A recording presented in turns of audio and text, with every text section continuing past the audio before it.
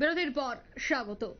মোদির রাজ্য থেকে গ্রেফতার ভুয়ো চিকিৎসক। ভাবতে পারছেন, এতদিন আমরা বিভিন্ন প্রতারণা বা বিভিন্ন জায়গায় দেখতে পেয়েছি যে ভুয়ো ইঞ্জিনিয়ার বা ভুয়ো শিক্ষক, কিন্তু এবার ভুয়ো চিকিৎসক সেজে চিকিৎসা পরিষেবা দিচ্ছেন এমন অভিযোগে মোদি রাজ্য থেকে 14 জনকে গ্রেফতার করা হয়েছে।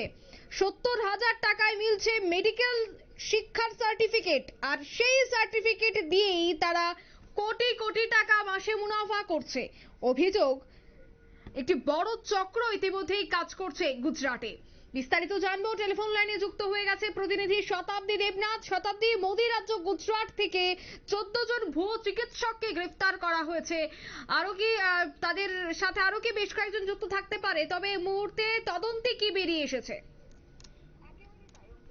চলতি বছরে আমরা প্রত্যেকের এই মুহূর্তে হয়তোবা আমরা প্রত্যেকেই জানি যে তোমরা দেখেছিলাম যে ইউজিসি নিট যে পরীক্ষা হয়েছিল, সেই পরীক্ষায় কিভাবে কেলেঙ্কারি হয়েছে এবং কতজন তোমার দেখা গেছে পাস করা হয়েছে, এবং তার পরবর্তীতে এই যে পুলিশ তদন্তে নেমেছে, একই সঙ্গে সিবিআই তদন্তে নেমেছিল আমরা দেখেছিলাম। তারপরে কিন্তু দেখা গিয়েছিল যে না, সেখানে শুধুমাত্রই হচ্ছে টাকার খেল আর টাকার কেলেঙ্কারি। তারপরে নাকি তারা নাম্বার পাইয়ে তাদেরকে পাস করে দেওয়া হয়েছে, এবং তাও আবার গ্রেড দিয়ে। এবার দেখো এবার সেই অভিযোগটা এবার নাকি তোমার মোদি রাজ্য থেকে উঠে এসেছে, এবং সেখানেও কার্যত দেখা গেছে টাকার খেলা। আর এই অভিযোগটা সামনে আসতে রীতিমতো শোরগোল পড়ে গেছে, এবং এও জানা গেছে যে মোটা টাকার বিনিময়ে নকল মেডিকেল ডিগ্রি বিক্রি করা হতো। এবং ঘটনার তদন্তে নেমে ইতিমধ্যেই পুলিশ 14 জন ভুয়ো চিকিৎসককে গ্রেফতার করেছে। গুজরাট পুলিশ তদন্তে নামার পরই তাদের এই সাফল্য, এবং অভিযুক্তদের কাছ থেকে অন্তত 1200টি ভুয়ো শংসাপত্র উদ্ধার করেছে পুলিশ, যেটা সূত্রের খবর আমরা পাচ্ছি। এবং একই সঙ্গে দেখো, প্রাথমিক তদন্তে যে তথ্য পাওয়া গেছে তাতে করে আরো যে চক্ষু চড়ক হবে হয়েছে তদন্তকারীদের, সেটা আর বলার অপেক্ষা রাখে না। কেননা দেখো, পুলিশ সূত্রে যেটা জানা গেছে যে board of electro homeopathic medicine নামে একটি নকল সংস্থা তৈরি করেছিলেন অভিযুক্তরা, যাদেরকে এই মুহূর্তে গ্রেফতার করা হয়েছে। তাদের কাছ থেকে কিন্তু এই তথ্যটা পাওয়া গেছে, এবং দাবি করা হয়েছিল যে ওই সংস্থা গুজরাট সরকারের দ্বারা তোমার অনুমোদিত।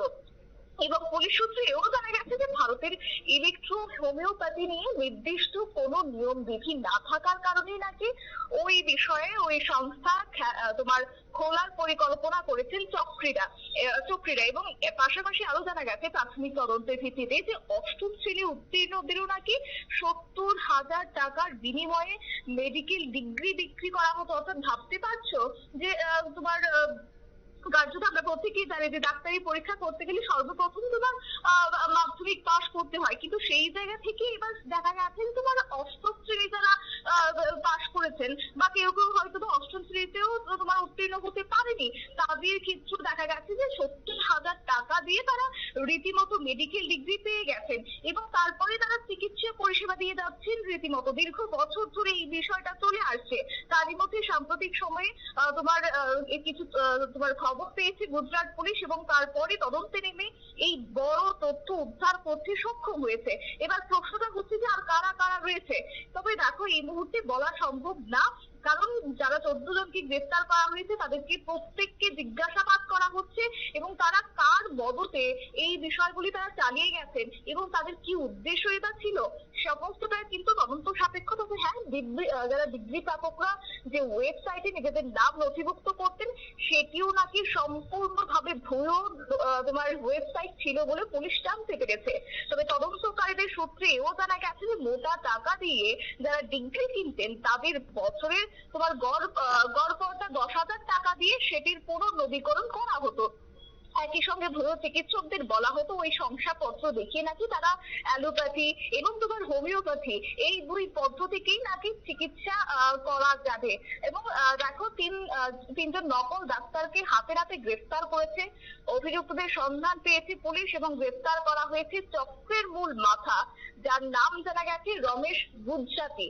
সেই ছিল এই চক্র, যারা 14 জনের মধ্যে মূল মাথা হিসেবে রমেশ গুজরাটির নাম বেরিয়ে এসেছে। এবং তারপরে কার্যত গোপন খবরের ভিত্তিতে পুলিশ তাকে গ্রেফতার করেছে। এবং কারা কারা নকল ডিগ্রি নিয়ে ডাক্তারি কোর্সে নিবেদিত হয়, শুধু তো 14 জনই নয়, এছাড়াও তোমার ছড়িয়ে ছিটিয়ে রয়েছে দেশের একাধিক প্রান্তে এইরকম হলো চিকিৎসকরা।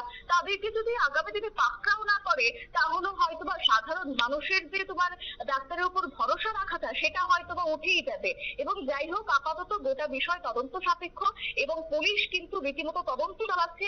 একই সঙ্গে আমরা এও খবর পাচ্ছি যে সিবিআইও তদন্ত করতে পারে এই বিষয়টি নিয়ে, যেহেতু একটা গুরুতর অভিযোগ সামনে এসেছে এবং সেই জায়গা থেকে এই 14 জনের নামে উঠে এসেছে এবং যারা কিনা তোমার board of electro homeopathy medicine নামে সেই সংস্থারই অন্তর্ভুক্ত ছিল বলে জানা গেছে।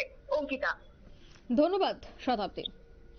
অর্থাৎ তারা 70,000 টাকায় মেডিকেল শিক্ষার সার্টিফিকেট কিনে সেই ভুয়ো সার্টিফিকেট দিয়ে ব্যবসা চালাতো, রমরমা ব্যবসা হয়ে উঠেছিল তাদের।